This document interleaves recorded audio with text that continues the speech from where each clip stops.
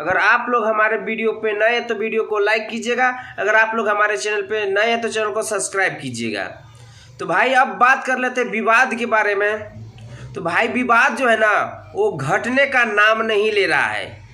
तो भाई इसमें कभी कल्लू को बर्बाद किया जाता है तो कभी अनुपमा यादव को बर्बाद किया जाता है।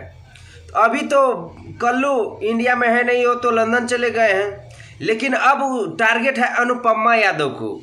वो भाई बोल रहा है कि यादव समाज में तुम कलंक हो, और यादव अगर तुम गाना छोड़ दो, नहीं तो यादव का टाइटल ही हटा लो। ये कहाँ का इंसाफ है भाई?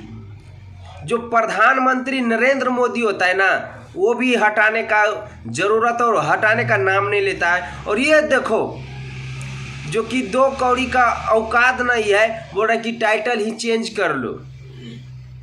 भाई ये तो हद ही कर दिया, एकदम हद क्या, एकदम भाई कहो तो एकदम पंगा, एकदम बर्बाद करने के लिए जो है ना सबको तूल गए हैं। कल इसको बर्बाद करो, जातिवाद पे जो है ना ये लोग कलंक है।